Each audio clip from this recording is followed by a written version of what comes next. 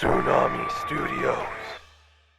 Iron Man Issue 2, or as I'm calling it, my favorite book of the week. This is such a good series that totally gets Tony Stark, which is not surprising because Cantwell seriously gets Victor Von Doom, and those two are so similar in so many ways with their ego.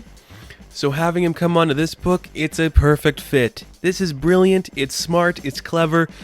It's a direction that's really needed for Tony, and that is just a back-to-basics kind of story. I really liked the first issue. I had a couple problems here or there, just some things where it's just like, you're getting too techy, you're trying to do some weird things with Tony, but it really works here. First off, this book opens up with the reintroduction to Michael Korvac, and he's a classic villain from a lot of stories that are okay, and it seems they're doing something really weird in this direction with him. He is being programmed by this thing called the Enclave to be this next weapon to bring a new order to the universe, and he is already questioning it like, that's dumb. You're not going to change the universe, you never will. Like, and nothing's going to change from what you do. You're just some rando people who rebuilt me. I'm going to seek justice into my own hands and do something about it. And I'm like, damn, that's cool stuff for Korvac, I mean. I'm just like so excited to see where that's going to go later on. And then we get some great stuff where Tony is narrating. He's like, how did I get here? Something arcade, something wrestling. Here I am beating the shit out of the Absorbing Man. They're just fighting, like not really sure what to do. And the idea comes into Tony's head that he could probably lose. And does he want to lose, or does he think he can win? Either way, he unmasks Arcade as being like the referee. And it seems like it's a story he's telling to Hellcat, who's just trying to teach him to meditate. And the entire time, he can't stop thinking. He's just thinking, like, I could have beat him. I could have won. I would have beat Absorb Man. Now everybody thinks he beat me, or he would have beat me if it wasn't a draw. And everyone wants to root for the bad guy. Why do people want to root for the bad guy? Am I a bad guy? Can people root for me now? What a great angle for Tony Stark. That is such a Tony Stark thing to do. Just like overthink every situation and be fed up on the little things that are so egotistical and vindictive. It is such a great move for Tony Stark, and I love that Patsy's just like, you just wanted to get beat up to feel something. You wanted the sympathy votes pretty much just to get beat up so you could feel something, and you're just like, yeah, he did, didn't he? I love it. He can't meditate, he's overthinking. He can't fight well, he's overthinking. Tony Stark is overthinking, and it works really well for his character. Of course it does. It's awesome. This book is so good. Oh man, I want more of this. I really do want more of these. I want Cantwell on everything. Give him a Reed Richards book. He'd knock the park out of that. A Namor book. He'd knock the park out of that. I love it so much.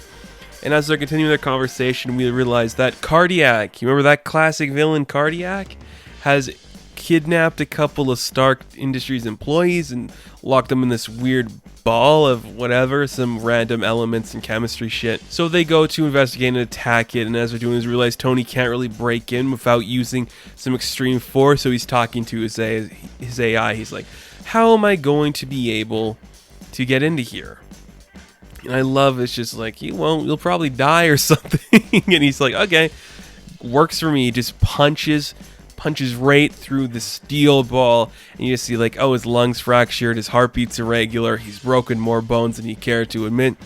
And it's Cardiac that did this? Cardiac? That guy? I love it so much. And probably the best moment of the book is when him and Patsy are in the hospital, because of course Tony literally was on the verge of death there. And they're talking about this idea of like, do you have a death wish? Do you want to die just because you don't feel like you matter anymore, kind of? I love that angle of Tony. He's really just trying to play up the sympathy stuff, and it's not working with her. I like her line that she's like, I'm happy I'm your like tough love buddy because I'm trying to keep you in line. I thought that was really cool, really funny line between them.